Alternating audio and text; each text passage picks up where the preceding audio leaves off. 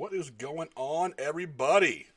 Thank you for giving us just a couple minutes of your time. I'll skip over the normal stuff because we've already been live once today. Back here with Jacob Benge. We're just waiting on the Bengals to make their first official pick. And, I'm sitting here looking at this rating on NFL.com. They've actually got Derrick Brown, the defensive tackle from Auburn, as a higher graded pick for the Bengals at number one. Not by a whole lot. The grade is 7.11 for Derrick Brown and 7.7 for Joe Burrow. So it's not like it's a huge disparity. But do you think that makes an impact at all, or they just have their heart set on Burrow? The Bengals definitely have their heart set on Burrow. They don't need that D tackle, especially with number one and a Heisman winner sitting right there in their lap. But those scouts they grade based on athleticism, their whole slate of skill evaluations. So it is what it is. You had talked about J.K. Dobbins earlier.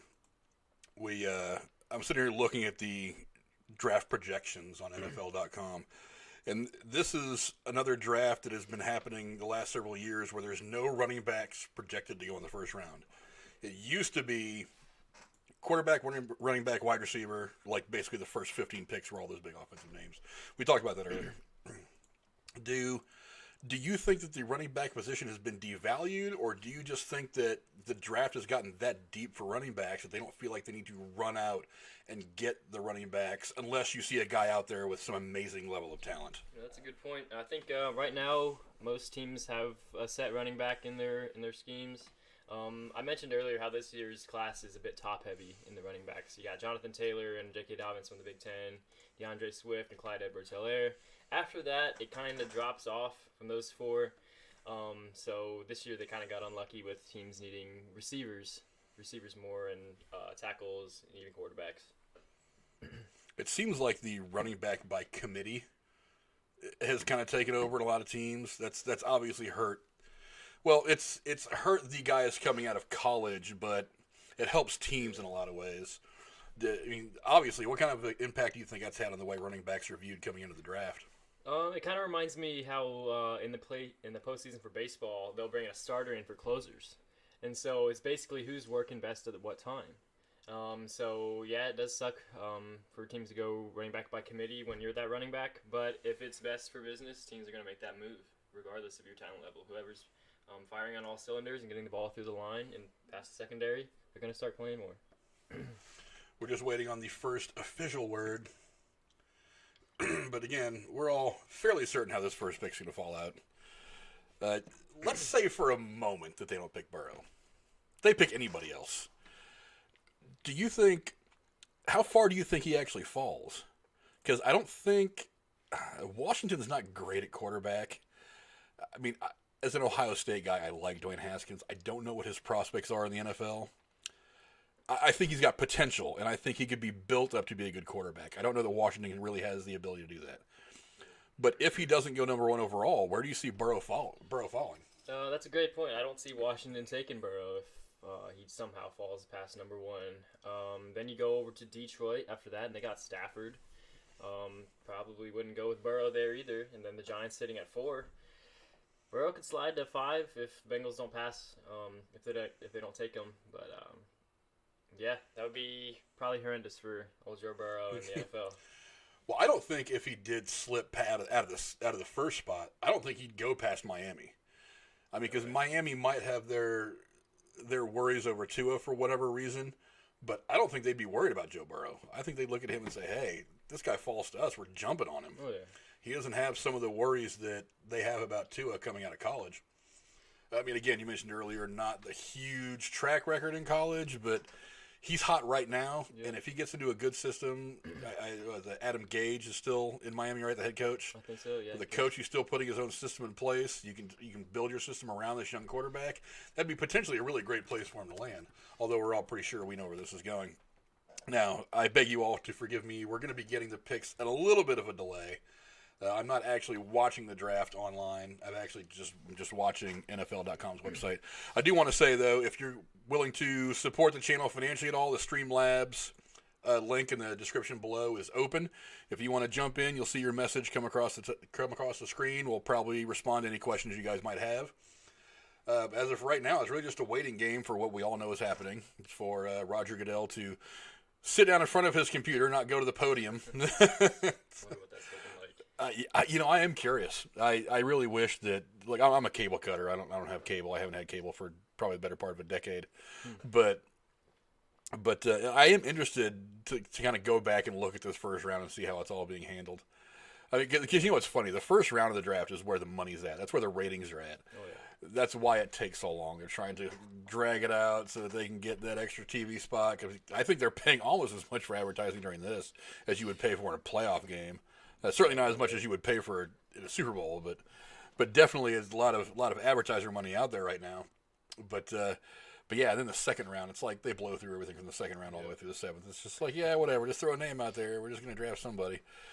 But yeah, one of the things I like about the draft being televised now and becoming such a big deal is it's giving teams the motivation to pay a little bit more attention rather than just go, we need a running back. We're just grab this guy from whatever Division IX school in the backwoods of Virginia somewhere. But it is going to get a lot of these young players a chance to at least get their names out there. I can remember many, many years ago, it was I think the third round of the draft. They drafted the Niners drafted some kid at a Tennessee Chattanooga named Terrell Owens, who went on to have a pretty decent career. He did okay. We're just kind of waiting for it all to happen now. God, I really should have my TV on watching this, but I'm afraid that one little note of of something of their broadcast is going to end up going across my airwaves, and they're going to knock my stream off the air and kill it. But yeah, right now we're just waiting for the official word. So while we're waiting for that, let's talk college football for a minute. We've got the summer collegiate football schedule coming up. The spring games, the summer workouts, whatnot. Likewise with the NFL, with the summer workouts coming up in July. We're still not entirely sure when we're going to be back to business as usual in sports. This is something we'll probably talk about a few times over the course of the stream. Do you know anything right now as to how at least Ohio State, your school, is approaching how they're going to handle their summer football schedule? For sure. A little bit of an idea. Ohio State's spring game was supposed to be about 2 weeks ago, and obviously that was canceled. So there won't be any of that. They've obviously haven't had any spring trainings, whether it's in a weight room or conditioning. It's all been at home individually. I would think that the strength and conditioning coaches are sending some kind of notes, some tips to stay in shape.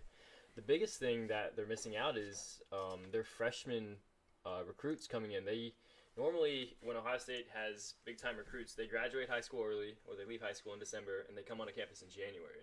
And that's how they kind of get ahead, and they know the playbook, and they know how to mesh with their teammates. And so that's the biggest thing these young guys are missing. And Ohio State is supposed to have 2 top-rated quarterbacks come in. And this spring would have been crucial because they would learn the playbook, and then they would slide in behind Justin Fields and figure out how Ohio State football is played. But going into the summer, I would imagine hopefully some of these restrictions are lifted, and there can be some kind of organized training and lifting and conditioning that would kind of bring back a little bit of normalcy. Yeah, if this thing drags out a lot, how do you think it's going to impact the guys, especially some of the freshmen coming in, trying to absorb Dave's playbook and, getting with the coaches, talking about the defensive schemes? Do you see that being a huge negative impact, not just for the Buckeyes, of course, but for college programs all over the country? Could we see some kind of sloppy football for the first couple weeks of the season, assuming that college football starts on time, which I think we assume right now that it will? But, are we looking at maybe some sloppy football for the first couple weeks? On paper, you would expect that. These guys obviously would, with the talent they have, and they've been playing football for a long time, just putting it together is going to take a few weeks, some time. But like you said, the later this goes in, they're not going to be able to mesh with their teammates. They're not going to know who's the best at what position, who's in the best shape. And so it's going to take a few weeks to get into that kind of that fit and shape with the team culture. I'm confident Buckeyes are going to be in the hunt for the national title this year. I still think by far the Buckeyes are the best team in the Big Ten. Michigan, who? Who is it? Who is it? That team from the north. Is there a state up north? I don't even know anything about those people. Anyway, still waiting for this pick to come in officially. I haven't seen anything on Twitter.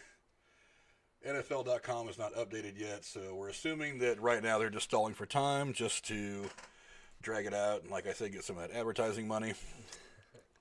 Come on, Bengals, just give it to us. We all know it's coming.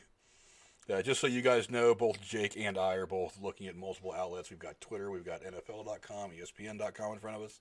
So as soon as that crosses the wires and is officially put up, we'll start breaking down the picks. Again, the Bengals are the number one pick. Like I said, we were talking earlier, it seems like the Bengals are always 3 players away. It seems like they always go for that one home run shot.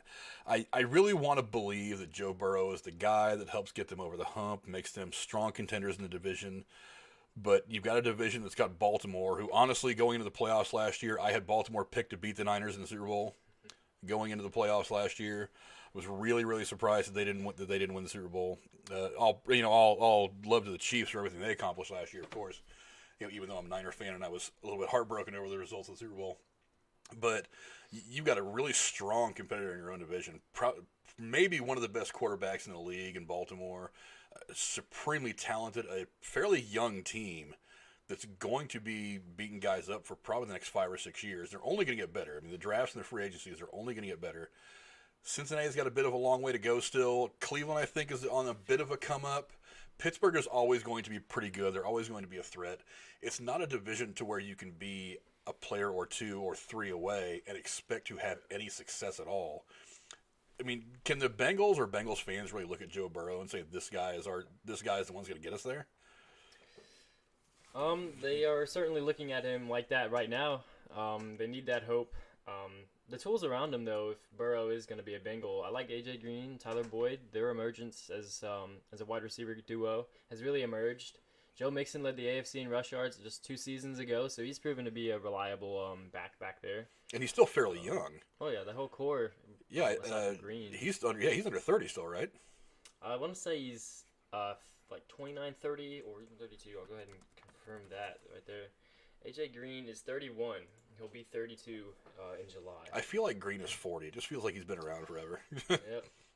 He was the 4th overall pick in 2011. 2011. This is the same draft with Andy Dalton. So. Oh, really? I didn't realize that. Like I said, I feel like he's just been around forever. That conversation we had with Burrow a few minutes ago, Brian Flores, head coach out in Miami, but I like the Cincinnati positioning. If Burrow were to go to Cincinnati, I would like him in Cincinnati better than Miami. I just like Green and Boyd on the sides. I like Mixon standing right next to him, whether it's in the shotgun or right behind him.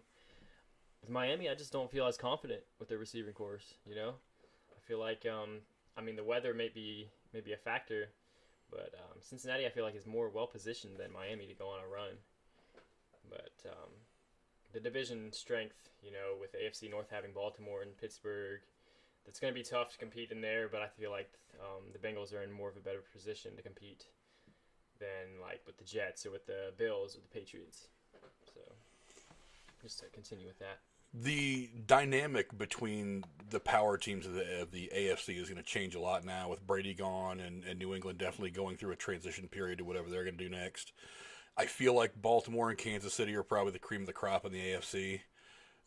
Given a couple of really, really good draft picks, what are a couple of other teams in the AFC that you think could really step into that upper echelon of power teams in the AFC? Yeah, for sure.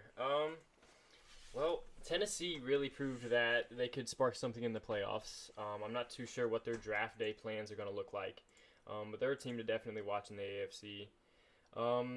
Just kind of looking at the other teams here, Buffalo, you're kind of rooting for them now that they acquired Diggs. He's coming from an NFC team in Minnesota. Buffalo's a team to watch. Kansas City is going to be a staple now. Indianapolis is kind of a wild card team, but so is Houston since they're in the same division. But now with DeAndre Hopkins being traded away from that Houston team, I'm not too sure what to expect now. So, it could get interesting. Yeah, now my Niners get to deal with him twice a year. He went to Arizona. Arizona is one of the teams. We'll switch over to the NFC West for a minute.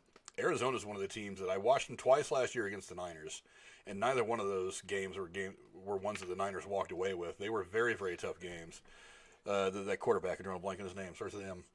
God, why am I so bad at this Murray? right now? Kyler Murray. He was one of those guys. It looked like he was that guy who's obviously very mobile. He can run for a lot of yardage if you give him that crease. but he also looked really, really good in the pocket. He was hitting a lot of tough throws. And I think both those games, I kind of turned them off, and I was like, God, I don't even know if the Niners deserve to win those games. But it was very telling for where their program is headed in Arizona. And I think adding Hopkins makes them that much more dangerous. I don't think the Niners are going to have an easy time in the division at all next year. The Rams got better towards the end of the year last year. I've always told people that one of the things that benefited the 49ers dynasty of the 80s was that very rarely was the division much of a challenge. It's like you'd have the Rams pop in every couple of years with a lot of talent, and they'd kind of split the season series one game apiece with the Niners. But when it came down to it in the playoffs, the Rams just couldn't quite bring it up to the Niners level. And then the Niners would, of course, get into the playoffs and Super Bowl, and they would just run roughshod over people. But that's not the case for Garoppolo's version of the Niners the same way as it was for Montana, and I think for the most part probably Young's version of the Niners. That's a tough division. And remember, it was just a few years ago that a 7-9 Seahawks team went to the playoffs out of that division. So. And now you're looking at one of the toughest divisions in football if things play out the way I think they could play out. Yeah, what do you think the West is going to look like? Looking at those teams, those 4 in that division are loaded on talent. Now, the Rams lost Todd Gurley to Atlanta, but they're still going to have Jared Goff manning the quarterback position over there. Seattle still has Russell Wilson, and I really love DK Metcalf on the sides. And then Seattle's always going to be a contender. LA, like we mentioned. Arizona's on the come up with the young talent, and now acquiring Hopkins to kind of round that out and provide some veteran leadership. San Francisco's definitely going to have a tough time in that division. Yeah, Garoppolo's definitely going to have his mettle tested. I mean, I was a big fan of hiring Shanahan and Lynch to put that team together.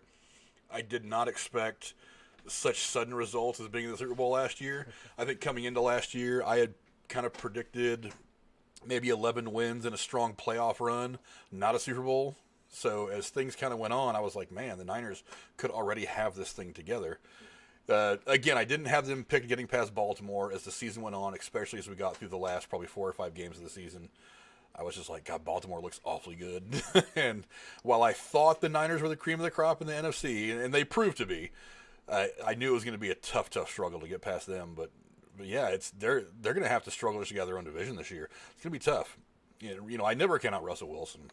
I mean, the guy, he's almost as Tom Brady as you could get without being Tom Brady. He's just like, okay, you're down by, 11 points with 5 minutes left. You've got Russell Wilson. There's still a whole lot of football left to be played. I mean, in some teams you can't say that about them, but the Seahawks you can, and I think they're only going to get better out of this draft. And if you consider the fact that I think most of their running back core was injured for most of last year, I think they were basically pulling janitors out of the janitorial staff to carry the rock for them last year. I mean, they were banged up bad, but now they're going to have a full complement of healthy running backs. It could be brutal. I think that they're supposed to be going after some defense, trying to restock that defense a lot in the draft, is what I've heard a lot of people say. So who knows what we're going to get from the Seahawks next year? But again, there's a couple of really tough teams that are in the division with the Niners. What do you think the Raiders are going to do their first year in Vegas? I think they're going to enjoy it out of Oakland for sure. The quarterback situation is their biggest question mark, whether they're going to roll with Derek Carr or Marcus Mariota. I think Gruden's going to have to figure that out. But I think Josh Jacobs at running back is definitely their solution there. Their biggest needs are wide receiver, and if they've got an early pick at number 12, and then they got number 19, so they got 2 chances to address that need there. But ultimately, I'll have to check their division out. But I think they're in a difficult division. Well, they're in the division with Kansas City, so they got the defending Super Bowl champion in their division. I would say that's pretty tough. Yeah, they're in there with the Chargers and the Broncos, so Oakland could potentially be in contention for the division title if Kansas City slips up. But, the biggest question mark is who the quarterback is going to be throughout the season, whether Carr or Mariota. And personally, I would go with Carr just because he's familiar with the playbook. Is this Carr's last stand with Gruden? Because he's already shown a little bit of, he's already not disdain, but he's already shown a willingness to walk away from Derek Carr. I mean, signing Mariota, I think he wants to have a potentially good backup in case he has to make some kind of a switch. But you didn't just sign some guy who's a capable guy. You signed some guy who's got experience starting. Mariota hasn't put up the numbers that a lot of people wanted him to put up when he came out of college, but he is certainly there. He is certainly a guy that can take over and be the starter if Gruden decides that he's had it with Carr.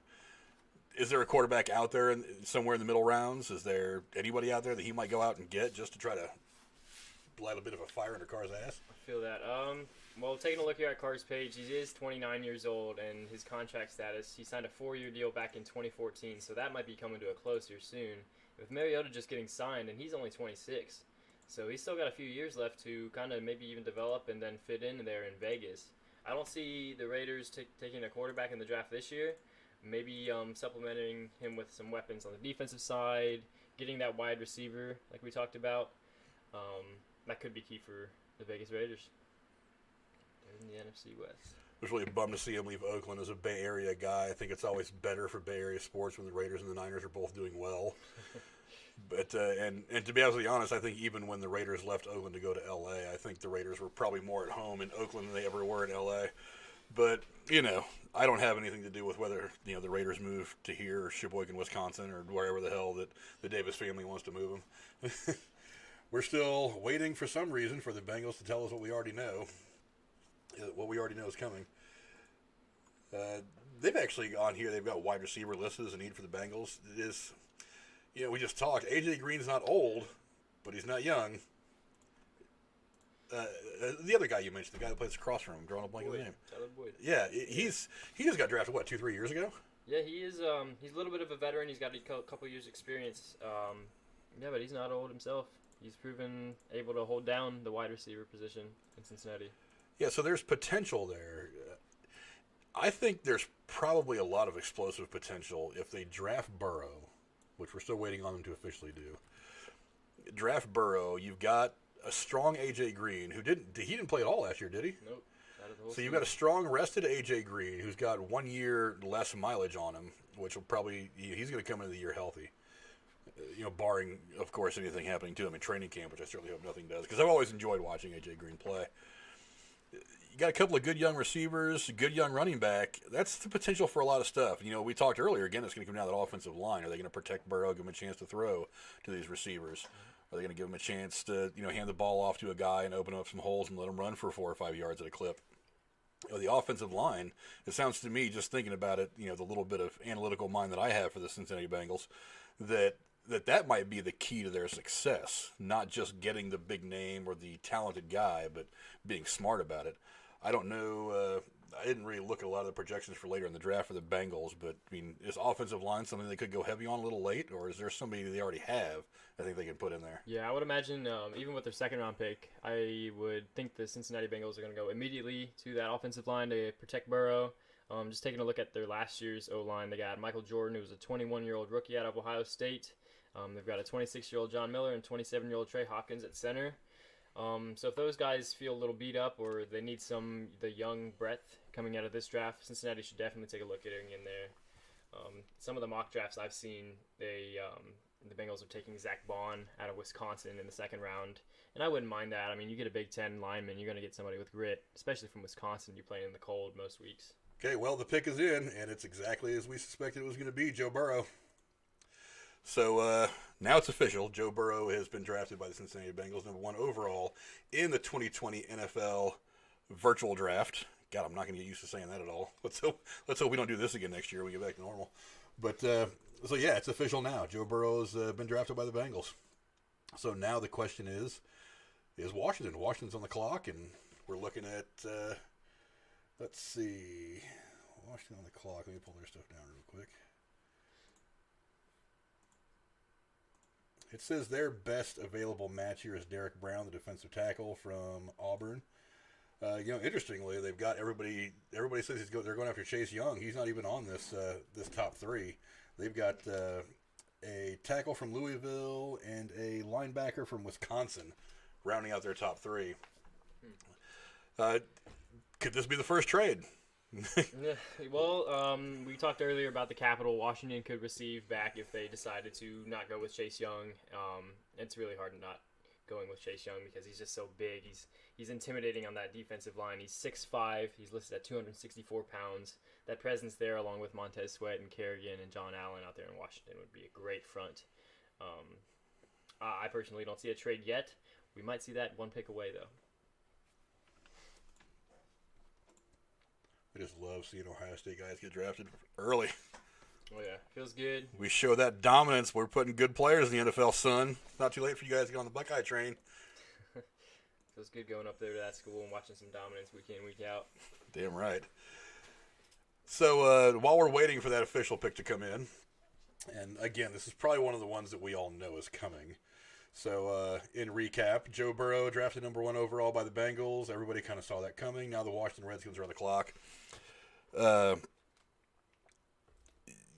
we're talking earlier about the way that this whole pandemic thing has affected life on campus for guys like you. Didn't we end up losing really the entire baseball season because of this? Oh yeah. So Ohio State baseball began their season in mid-February down in Florida, and then they traveled to I believe Georgia and Tennessee, and were scheduled to open their home slate that weekend when they called off the season. And just like you said, they canceled the season. There will be no games being made up. The season is done. There will be no College World Series. How do you think this is going to badly affect some of the upperclassmen that were looking to enter the Major League Baseball draft? Is it going to? I mean, does this affect the way baseball is probably looking at these guys? I mean, because I would imagine it probably is. I mean, probably not negatively. They're just maybe just going back to last year to get video on these guys. Oh, yeah. Maybe talking to some coaches saying, "Hey, and a little bit of action that you managed to give this guy, how did he look?" Things like that. I mean, how do you see it playing havoc on the MLB draft, which is supposed to be coming up in I think June? Yeah, it's about a month and a half away, and it's already taken a hit on the MLB draft. It's shortened down to a minimum of 5 rounds. There definitely won't be 40 like normal. But there are a lot of factors going into play here because these guys haven't really gotten into game shape per se, or at least I would believe. And so they're going to have to rely on last year's film and staying in shape on their own because they can't be on campus using college facilities and stuff.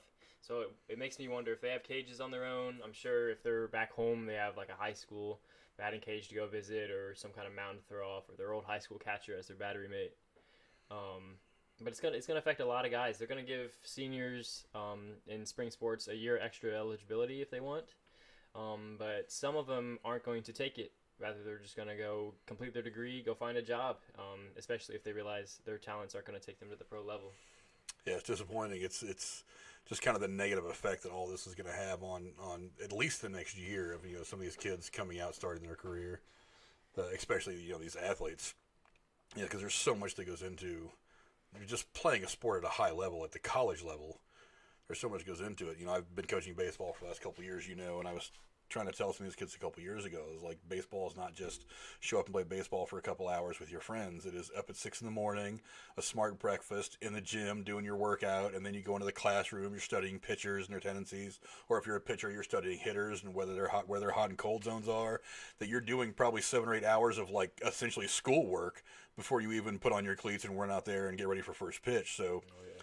It's one of the things I've always liked about baseball is it's a thinking man's game. It's not a game for stupid people. You got to have a pretty high intellect to do it.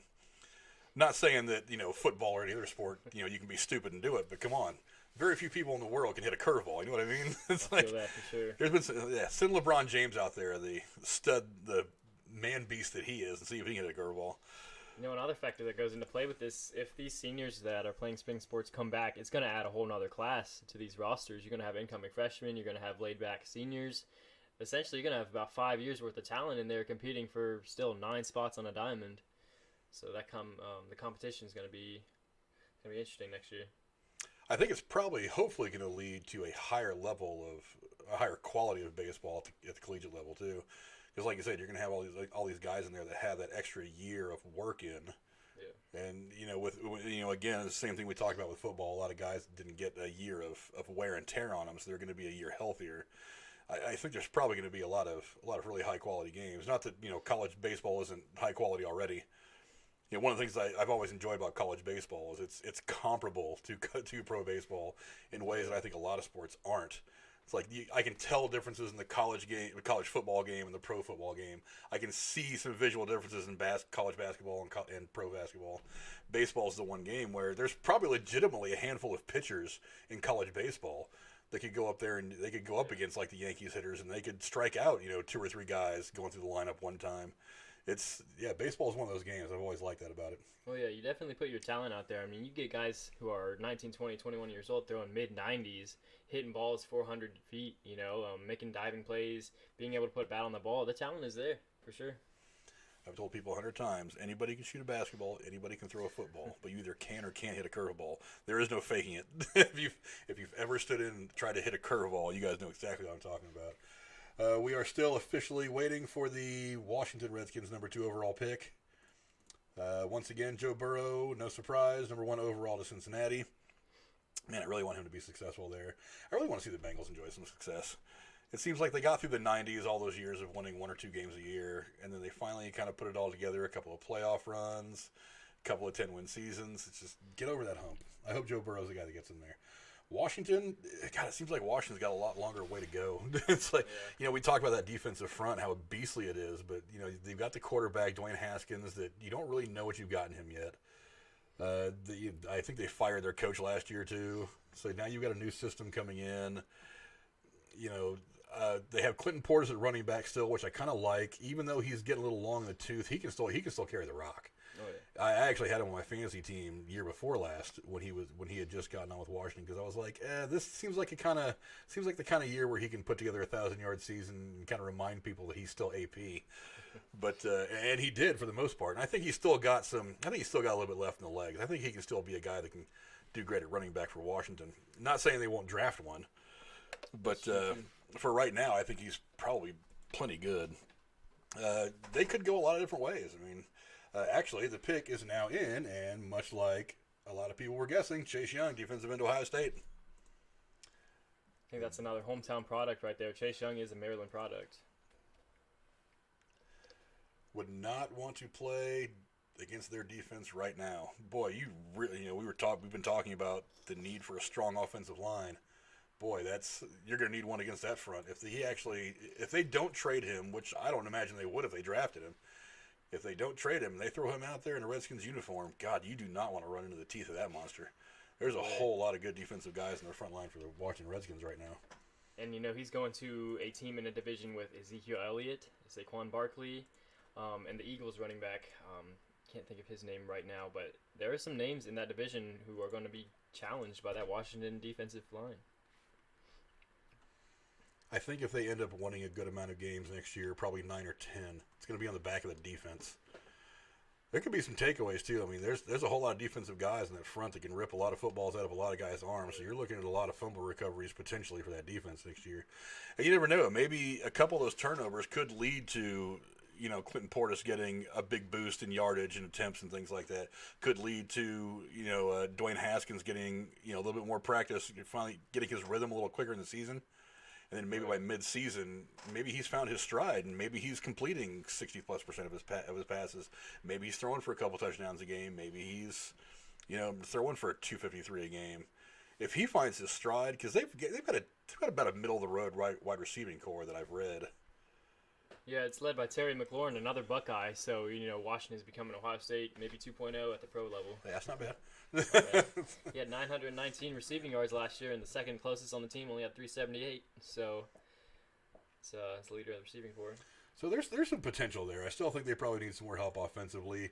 I don't know that they're committed to Dwayne Haskins at quarterback. I guess we'll see. There's going to be some quarterbacks available later in the draft in the second round when these guys are coming back around again. So we'll see. There's going to be a couple of names. I know we were talking about one earlier. Fromm will probably be available from Georgia.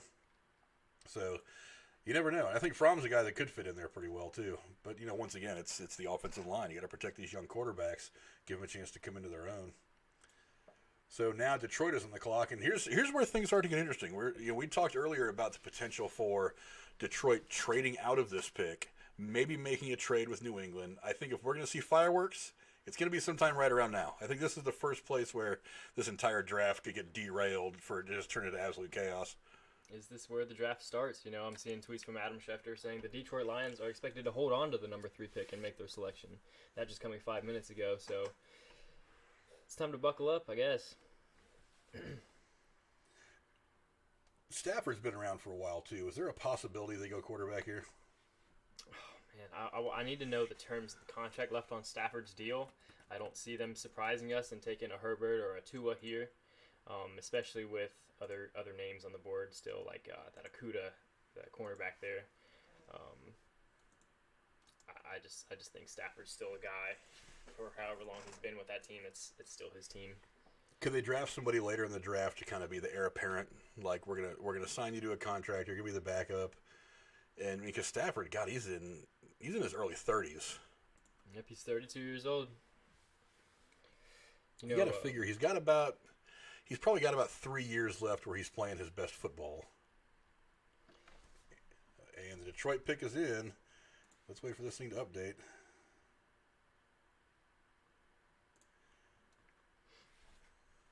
One thing Detroit should maybe consider going out and doing, I think they still have Marvin Jones, but a wide receiver from this draft class could really probably give Stafford a weapon on the sidelines.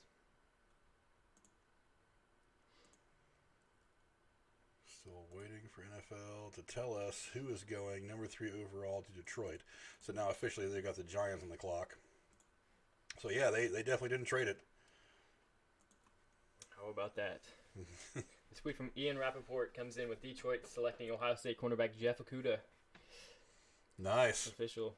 3 Ohio State products, at least at one point in time, begin this 2020 draft. Ohio State and Urban Meyer represented well so far. Oh yeah, I got my Buckeye right here, and I'm real proud. Real proud. I grew up in California. I didn't really follow college sports until I moved here, and one of the main reasons why I decided to root for the Buckeyes in college is because they weren't always winning the championship every year, but they were still good. Oh, yeah. They were still on the hunt, but I was like, I'll root for a good team. I can kind of be the homer because everybody else around here isn't on. Well, 90% of the people are Ohio State fans. Then there's that 10% of people who obviously ate lead paint when they were kids and are Michigan fans. But yeah, I wanted to root for a team that was good but wasn't winning every year. So, but yeah, Jeff Okudah, cornerback, Ohio State. So far, Ohio State's dominating this draft, the state of Ohio anyway. But hey, 2 out of the first 3 from Ohio State.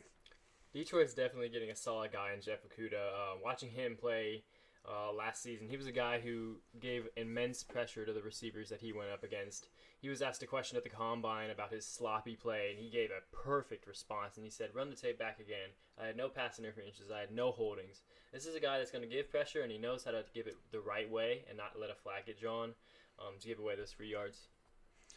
He's going to be in the same division with Aaron Rodgers. Aaron Rodgers is going to have to deal with him twice a year with Minnesota with Kirk Cousins.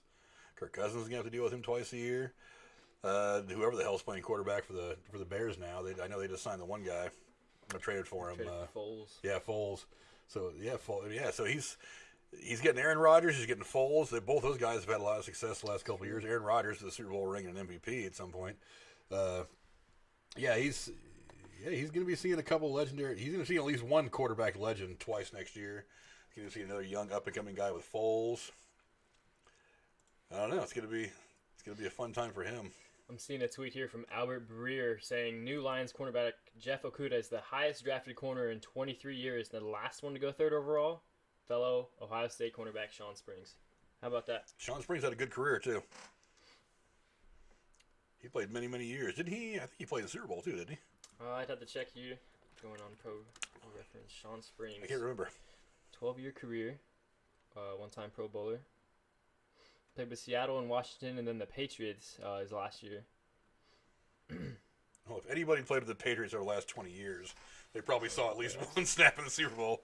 That's for sure.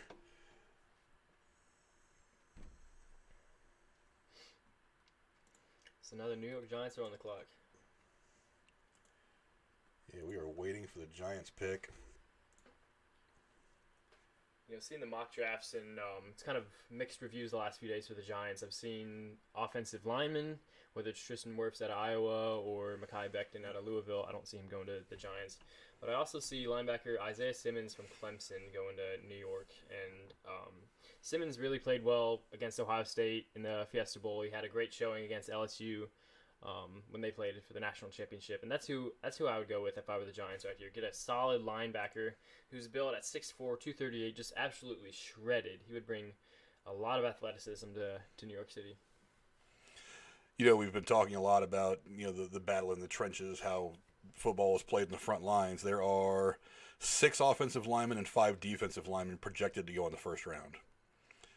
By comparison, there are no running backs, 2 quarterbacks projected to go in the first round, 5 wide receivers.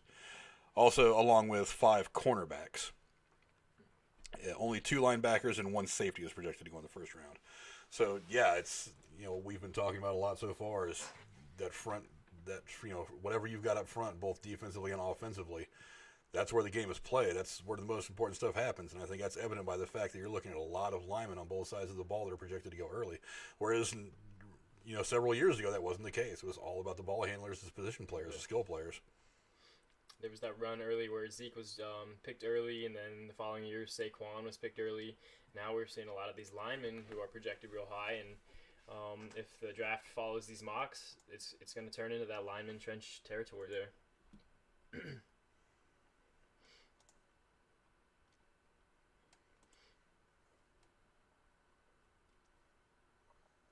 Alabama has a lot of first-round capable talent here, and as you mentioned, those linemen, they have one in Jedrick Wills Jr., who's 6'4", 312 on the offensive line.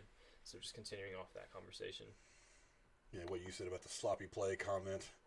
Bleacher Report is just playing a clip, says don't expect any sloppy play from the Lions' newest lockdown defender. It's perfect right there.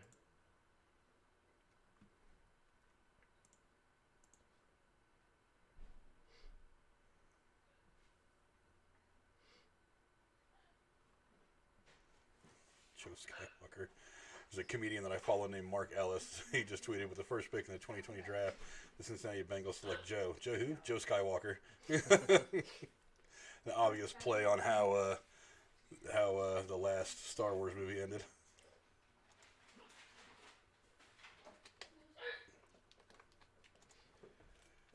Still waiting on the Giants to officially make their pick. As our stepdaughter comes to say goodnight. Mwah. I have the hiccups. You have the hiccups. Yes.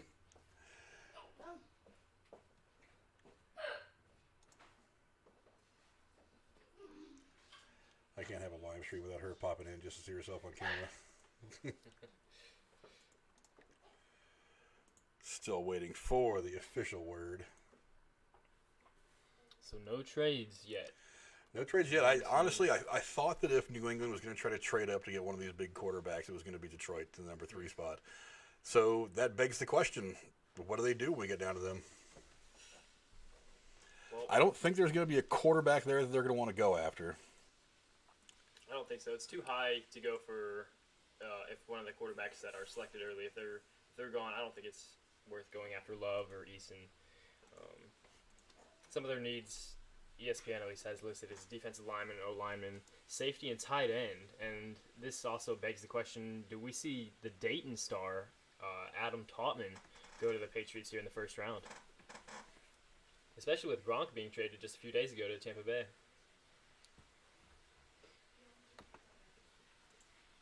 They got a number 4 pick for Gronk, now that you mention it.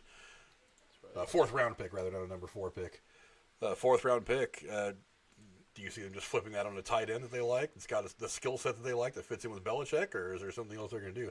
The Patriots notoriously like to stockpile draft picks. I think I saw somebody say that they had, this year and next year, they had a total of like 22 or 23 draft picks. Wow. They got 12 this year. Oh, yeah. That's a lot. Not to mention, I think they're probably going to get, I think someone said, 2 compensatory picks next year with the way things are shaking out. Okay. So that's a whole lot of draft picks. Oh, yeah. Bring in the young guys. Belichick will mold them into the way he wants them, and then they'll have successful, long careers.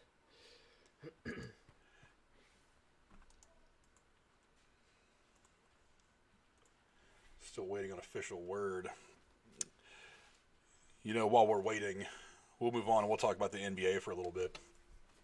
Do you see the NBA finishing their season at all? They're definitely hoping to. I think I saw something say that Memorial Day or Labor Day, I think it was the later one in the year, would be the cutoff if they were to continue something in this season at least. And to me, that's a lot of time left to still figure things out and have some kind of a playoffs. I mean, they were only supposed to have about a month left of the regular season. I wouldn't be sad if they said, all right, we're just going to stop the regular season and go on with the postseason with the current standings. I would imagine, though, that the season would get picked up. How do you think they'd just be able to pick the season up like right now and just start playing? Because I feel like even though these guys obviously are taking their time to keep their conditioning up, I'm sure they're on the treadmill, they're keeping their cardio up, they're still shooting around somewhere. I'm sure most of you guys have a hoop in their backyard. They're still shooting and kind of keeping their skills up. You still need the time to get together and kind of get that timing back together with your team. You wouldn't be able to necessarily just say, okay, everybody show up at the center tomorrow and we're gonna start playing some basketball. Do you think there would be any lag time between when they would say, okay, we're gonna start getting it together again, to what that lag time would be from that point to when we finally start playing a game? That would probably the players would probably say, hey, let's go ahead and play a couple more regular season games so we can get back into that shape. If they don't go that way, they could play a couple of exhibitions or whatever. But yeah, that does beg a case for, hey, what kind of condition are we going to want to expect these guys to be in when we do pick the schedule up? I think one of the dangerous things that the NBA is, dangerous positions they find themselves in now, is when you've been playing hard through the regular season, you stop playing, and then you go right to playing hard. You kind of run the risk of injury. I mean, we saw Kobe years ago blow out his Achilles. People were wondering why he was even out playing that game because the Lakers weren't really playing for much at the time. So why are you going to run these guys out there? I mean, do you really want to see LeBron at risk for blowing out an ACL or an Achilles? Do you really want to see Jimmy Butler or one of these guys potentially go out there and really hurt themselves? Or does it make a little more sense to just say, you know what, let's go ahead and just call the season a loss. We'll do what we got to do to get through the off season, and we'll just pick this up next year. Yeah, that makes sense, especially bringing up the injury case. You don't want guys ruining their bodies and being worn down just for a season that's already had a bit of a corkscrew thrown into it. Okay, we'll break away from that for a second. The Giants have brought in their pick, and it is Andrew Thomas, the tackle from Georgia. So go with the lineman after all. Yeah, a lot of people saw them going with a lineman. A couple of people had them picked to grab the lineman that the Niners were projected to take 13th overall. But again, it's the tackle, offensive lineman. You get offensive lineman in the first round, and that is tied with wide receiver for the most projected picks in the first round. So, Giants are on their way. Now Miami's on the clock, and could we see Tua? This is right where Miami wants to be. They were looking for ways to trade up, at least reportedly, but now the two guys that are left for them are right there in their laps. Now the question is, which one are they going to go with, Herbert or Tua? I think they go Tua. Because one of the things about Miami that's been it usually gets talked about every year around this time is they haven't had a good plan at quarterback since Marino retired like 150 years ago. So is Tua the guy? But then again, you have to start asking yourself these questions now. Is the Wonderlic test, the injury was actually something that would worry me a lot more. Do you take all these things into account? Does it scare you off, or do you go ahead and go with Tua? Well, Miami probably would be the team to take the risk and go with Tua here, given that they have two more first-round picks to maybe balance the risk and reward kind of thing there. I mean, I'm more of a safe person. I would go with Herbert here, and then you could go get two really awesome supplementary first-round picks. Miami is definitely in the spot. Now, with Tua, his case, the injury stuff, the hip injury was just absolutely awful. This is the way it was described, and the recovery time. Definitely would scare me away, but Miami's in a position to maybe run the risk. Yeah, I think this is probably a no-brainer. I think they go with Tua. I think Tua is the bigger name. I think he comes from the bigger football school, from definitely more prestigious football school. So I guess it's just a matter of time before they call his name. At least that's how I think Miami's going to go. The L.A., San Diego, Southern California, wherever the hell they play now, Chargers are coming up right after them. Assuming that this goes the way that we all think it's going to go, and Tua goes to Miami here with the 5th pick, who do you see the Chargers going after? Well, their biggest need is quarterback now that Phillip Rivers is in Indianapolis, so Herbert makes some sense at 6. I've also seen mocks saying if Herbert or one of their quarterback options isn't there, they're going to go lineman, which, I mean, if you're going to need a quarterback at one point, there's reason to protect somebody, whoever's slinging the rock back there. Herbert's definitely the one that makes sense. Or Tua if he's not taken by me here. Last time you were here, we talked about a couple of quarterbacks that currently don't have teams. And a lot of these teams have kind of backed off trying to see, some of these teams that have quarterback needs have backed off trying to see what they were going to get out of the draft before going to talk to some of these guys. We've got Cam Newton's out there. You've got, God, who else am I thinking of? Maybe Winston. Yeah, Jameis Winston are probably the two bigger names that are out there. If they don't draft a quarterback, or at least the quarterback they want isn't available to them, then do you think maybe they go somewhere else and then maybe give one of these guys a call and say, hey, do you want to come in? Or and would these guys even want to go in there knowing that they don't really think that they're the answer rather than they're a stopgap? Do either one of these guys want to be that?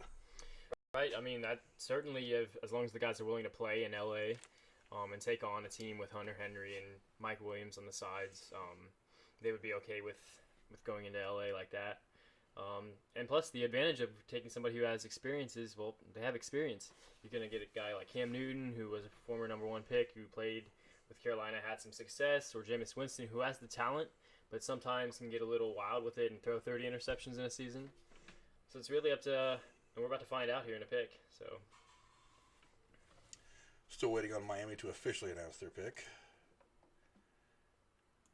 While we're waiting on that, let's talk about another draft. We've got the NBA draft. We'll go back to basketball coming up, scheduled for June 25th. It's still a couple months away, but we still don't quite know what the environment's going to be come June 25th. Do you see them doing something similar to what the NFL is doing today, doing it all virtually? yeah, I would imagine if things don't change publicly, they're going to end up having to do a virtual draft. It's about 2 months out, so maybe the timeline's a little bit reasonable, but they're going to have to start bracing for that kind of reality. And it makes for interesting draft talk, too, because being here with a local guy, that Obi Toppin from Dayton, I mean, you would expect to hear his name called, go up on stage and shake the commissioner's hand and put on that jersey, whatever team takes him, presumably as a lottery pick.